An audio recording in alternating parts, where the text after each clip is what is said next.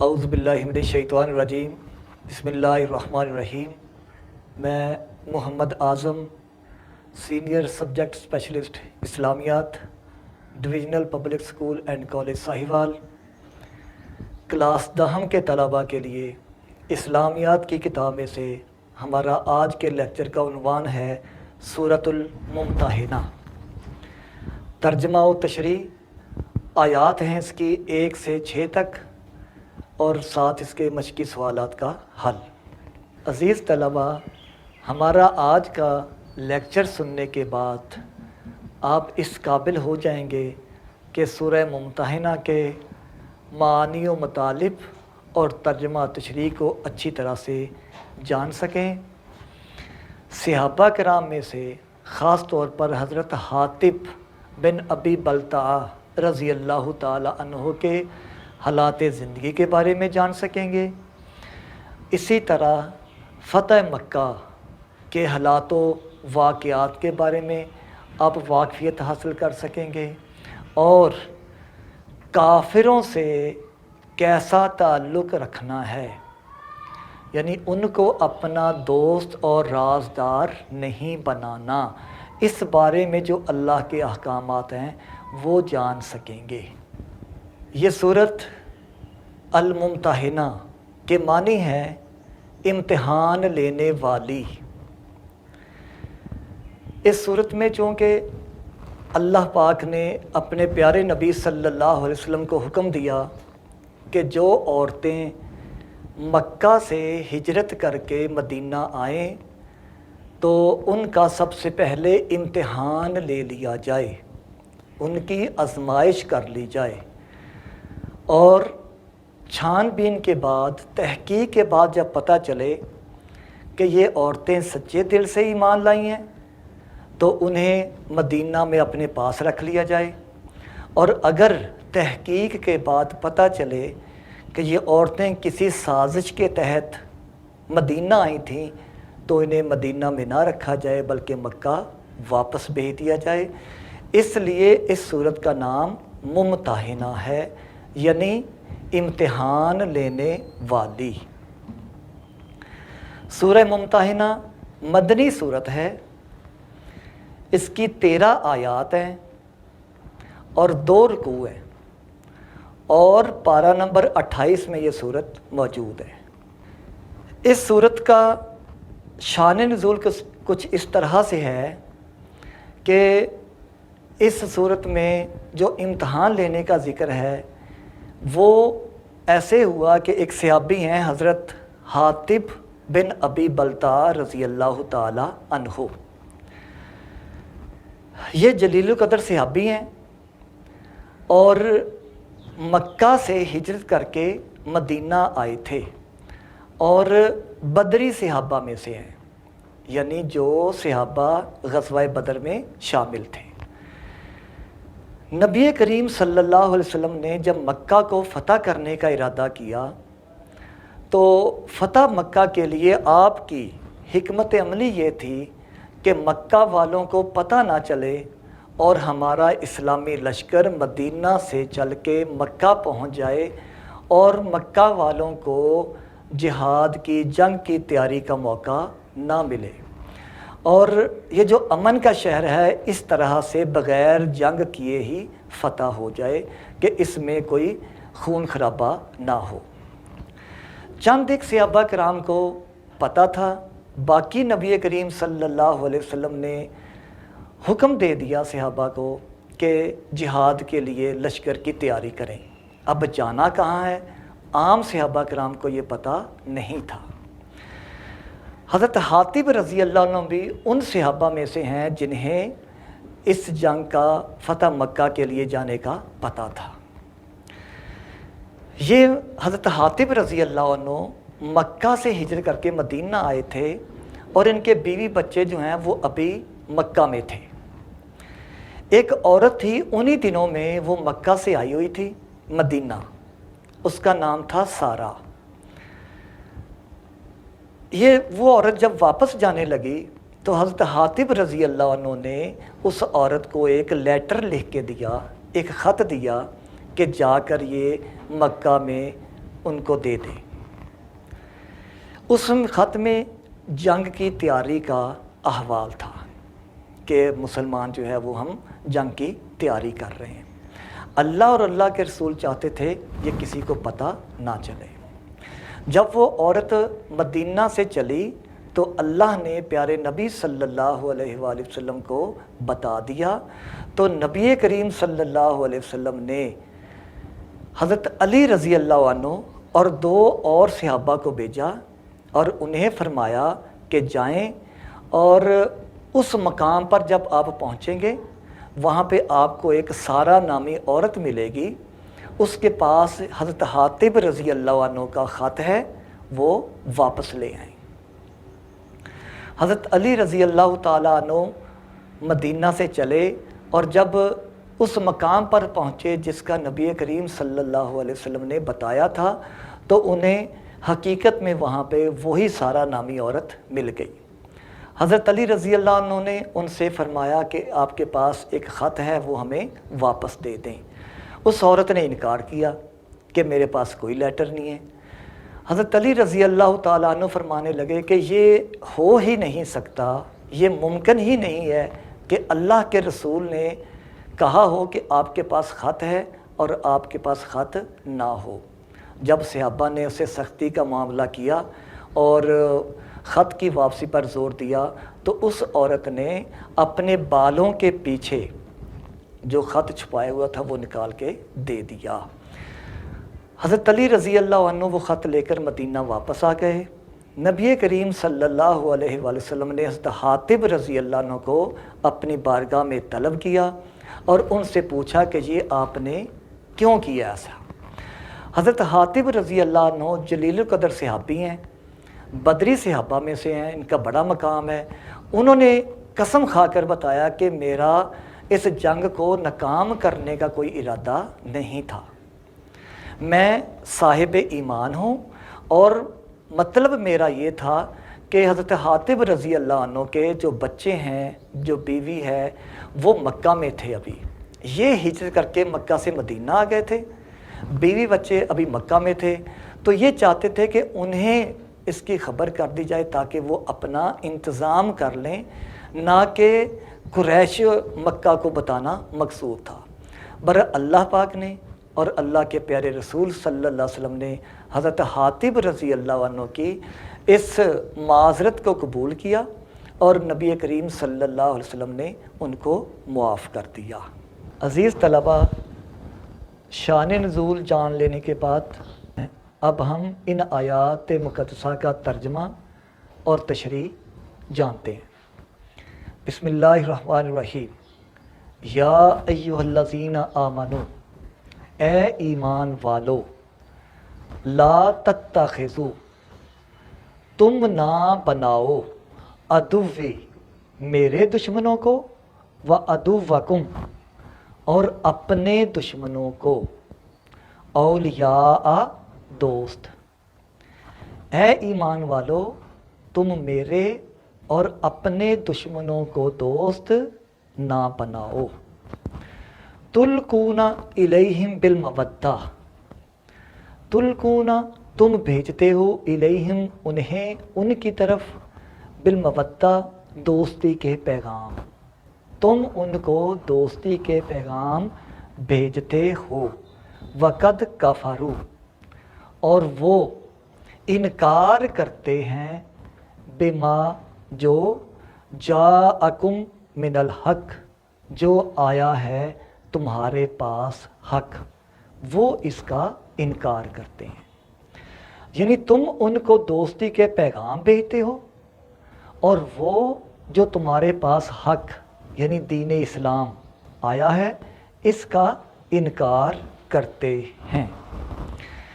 یخرجون الرسول و ایاکم، وہ نکالتے ہیں تم کو بھی اور اللہ کے پیارے رسول صلی اللہ علیہ وآلہ وسلم کو بھی اپنے گھروں سے، ان تؤمنوا باللہ، اس وجہ سے کہ تم اللہ پر ایمان لائے،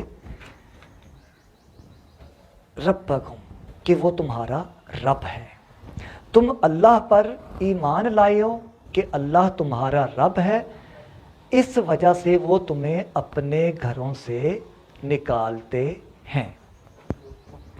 ان کنتم خرجتم جہادن، اگر تم نکلے ہو جہاد کرنے کے لیے، فی سبیلی، میرے راستے میں، اگر تم میرے راستے میں جہاد کرنے کے لیے نکلے ہو، وابتغاء مرضاتی، اور میری رضا، میری خوشنودی چاہنے کے لیے اپنے گھروں سے نکلے ہو، تو ان کافروں کو اپنا دوست نہ بناؤ۔ تسرون الیہم بالمودہ، تم انہیں چوری چوری، چھپے چھپے دوستی کے پیغام بھیجتے ہو۔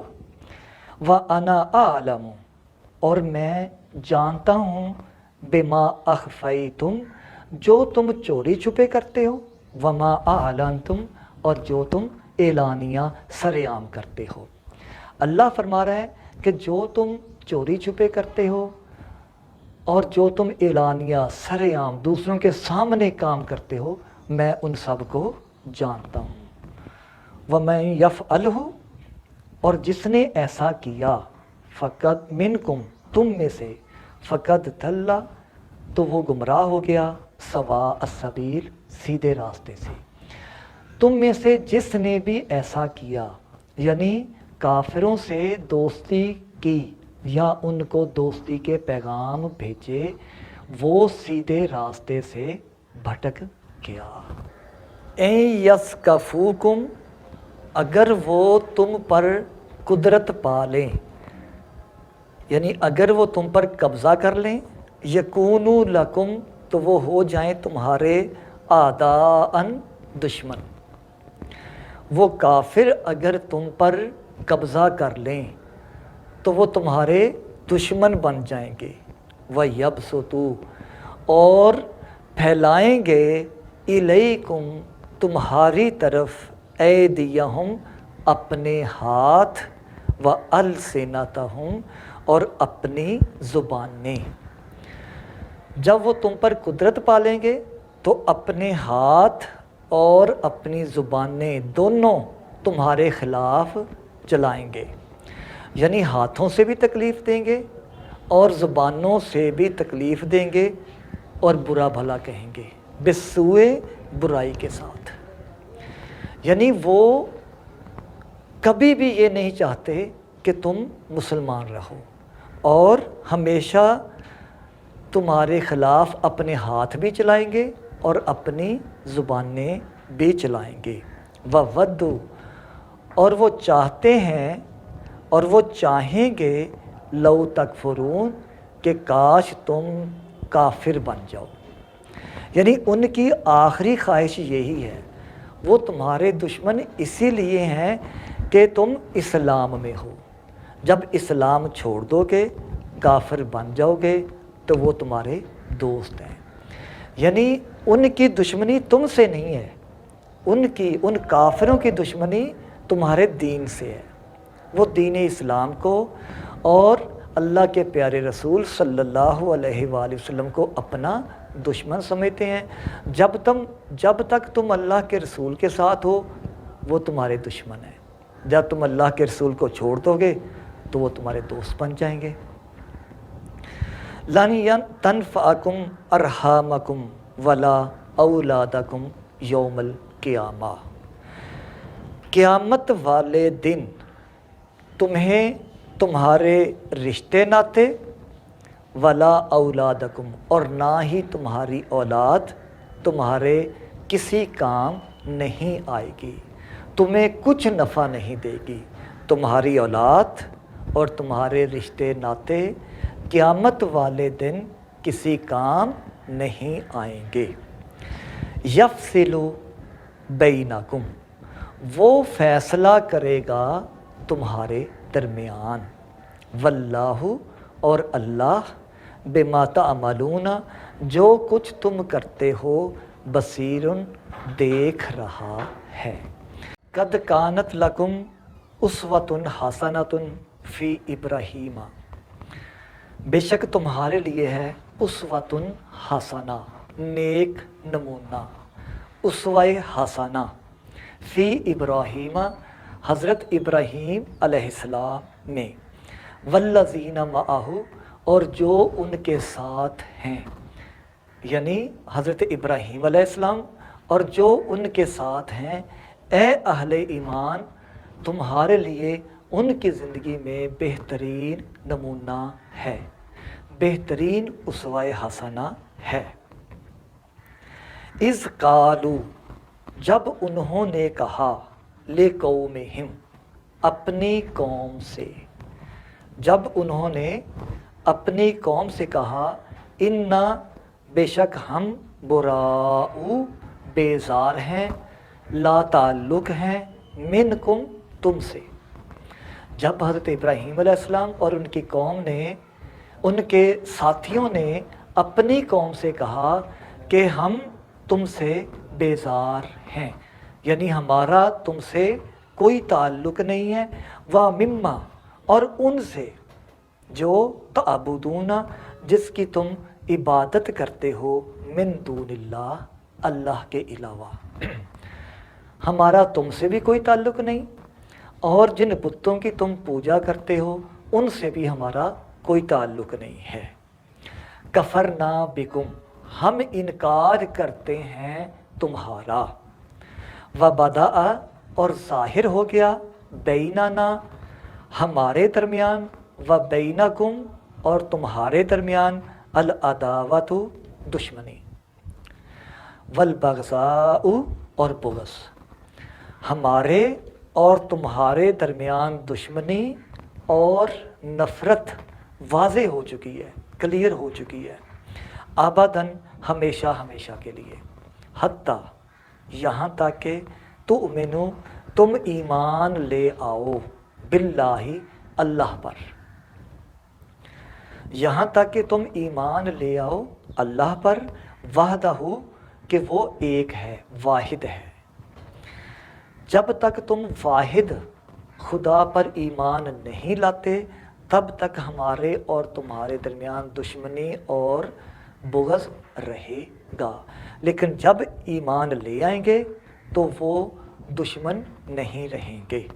الا، مگر، قول ابراہیم، حضرت ابراہیم علیہ السلام کا فرمان، حضرت ابراہیم علیہ السلام کا قول، لے ابی ہے، اپنے باپ کے لیے، مگر ابراہیم علیہ السلام نے جو اپنے باپ کے لیے کہا، کیا کہا، لَأَسْتَغْفِرَنَّ، کہ میں ضرور بخشش مانگوں گا، لَكَ، تیرے لیے، یعنی اپنے باپ کے لیے۔ اور ساتھ ہی انہوں نے فرما دیا حضرت ابراہیم علیہ السلام نے، وَمَا أَمْلِكُ، اور میں مالک نہیں ہوں، میں ملکیت نہیں رکھتا، لَكَ، اے ابا جان تمہارے لیے، من اللہ، اللہ کی طرف سے، من شیء، کچھ بھی، لیکن میں اللہ کی طرف سے تمہارے لیے کچھ ملکیت نہیں رکھتا، یعنی جو فیصلے اللہ کے ہوں گے وہی ہوں گے۔ ربنا، اے ہمارے رب، علیک توکلنا، ہم نے بھروسہ کیا تجھ پر، وَإِلَيْكَ أَنَبْنَا، اور ہم رجوع کرتے ہیں تیری طرف، وَإِلَيْكَ الْمَصِيرُ، اور تیری ہی طرف لوٹ کر جانا ہے۔ مصیر کہتے ہیں ٹھکانے کو، یعنی اللہ ہی کی طرف ہم نے لوٹ کر جانا ہے اور اللہ ہی کے پاس ہمارا بہترین ٹھکانہ ہے۔ ربنا، اے ہمارے رب، لا تجعلنا، تو نہ بنا، فتنۃً، فتنہ، آزمائش، للذین، ان لوگوں کے لیے، کافروا، جو کافر ہیں۔ اے اللہ تو ہمیں ان لوگوں کے لیے جو کافر ہیں ان کے لیے ہمیں آزمائش میں نہ ڈال، یا ان کی وجہ سے ہمیں فتنے میں مبتلا نہ کر۔ وغفر لنا، اور ہمیں معاف فرما، ربنا، اے ہمارے رب، اے ہمارے رب ہمیں معاف فرما، انکا بے شک تو انت العزیز الحکیم، بے شک تو غالب حکمت والا ہے۔ اے اللہ بے شک تو عزیز غالب بھی ہے، حکیم حکمت والا بھی ہے۔ لقد کان لکم فیہم، بے شک تمہارے لیے ہے ان میں اسوۃ حسنہ، بہترین نمونہ، اسوہ حسنہ، لمن ان کے لیے اسوہ حسنہ ہے، کانا یرجو اللہ جو اللہ پر امید رکھتے ہوں، والیوم الآخر اور قیامت کے دن پر امید رکھتے ہوں۔ بے شک ان لوگوں کے لیے جو اللہ پر اور حضرت اللہ پر اور یوم آخرت پر امید رکھتے ہیں، ان کے لیے حضرت ابراہیم علیہ السلام کی زندگی میں بہترین نمونہ موجود ہے۔ وَمَن يَتَوَلَّ، اور جس نے انکار کیا، جس نے منہ موڑ لیا، فَإِنَّ اللَّهَ، تو بے شک اللہ تعالیٰ هُوَ الْغَنِيُّ الْحَمِيدُ، تو بے شک اللہ تعالیٰ بے نیاز بھی ہے اور لائق حمد و ثنا بھی ہے۔ جس کسی نے منہ موڑ لیا وہ اللہ کا کوئی نقصان نہیں کر سکتا، کیوں کہ اللہ تعالیٰ پوری کائنات سے بے نیاز ہے اور ساری کائنات کے لیے حمد و ثنا کا مالک ہے۔ پیارے بچوں، یہ تو تھیں آپ کی 6 آیات سورہ ممتحنہ میں سے۔ اب ہم اس کی ایکسرسائز میں سے جو الفاظ ہیں، مشکل الفاظ، ان کے معنی دیکھتے ہیں۔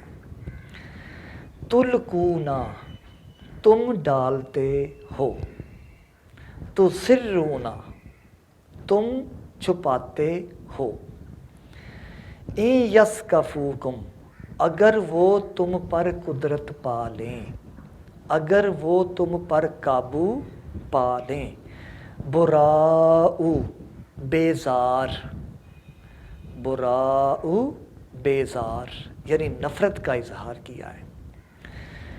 اب ہم تمرین میں سے جو سوالات ہیں ان کے جواب دیکھتے ہیں۔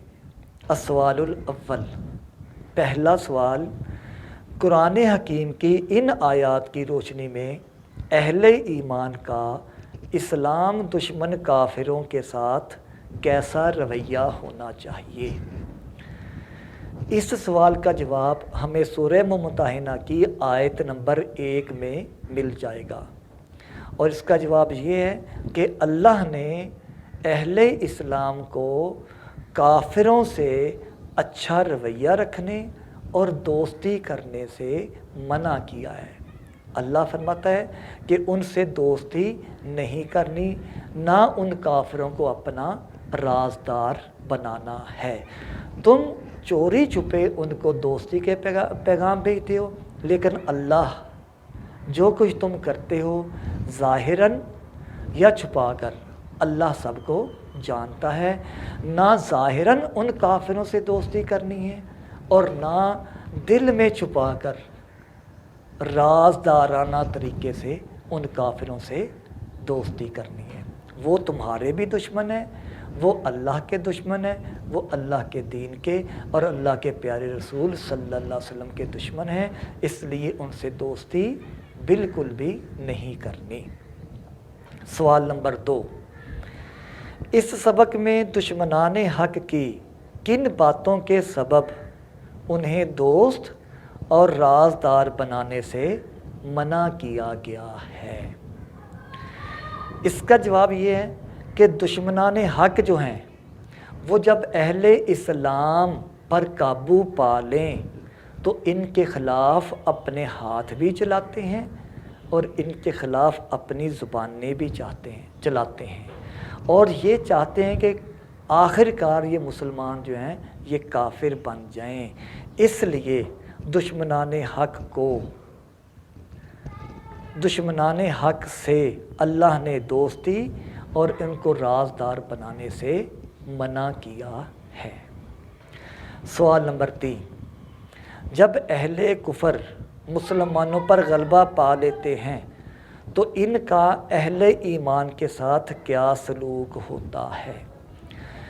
اس کا جواب یہ ہے کہ جب کافر لوگ مسلمانوں پر قدرت پا لیتے ہیں تو اللہ فرماتا ہے کہ قبضہ کر لینے کے بعد وہ ان مسلمانوں کے دوست نہیں بن جاتے۔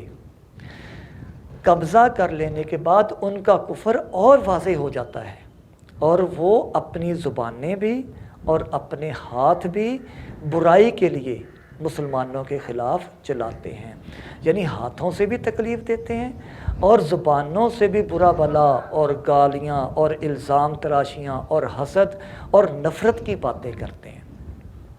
اسی لیے اللہ نے اہل ایمان کو منع کیا کہ ان سے نہ تو اچھا سلوک کرنا ہے، نہ ان کو رازدار بنانا ہے اور نہ ان کو دوست بنانا ہے۔ سوال نمبر 4، ان آیات میں حضرت ابراہیم علیہ السلام کے کس اسوہ حسنہ کی پیروی کا حکم دیا گیا ہے؟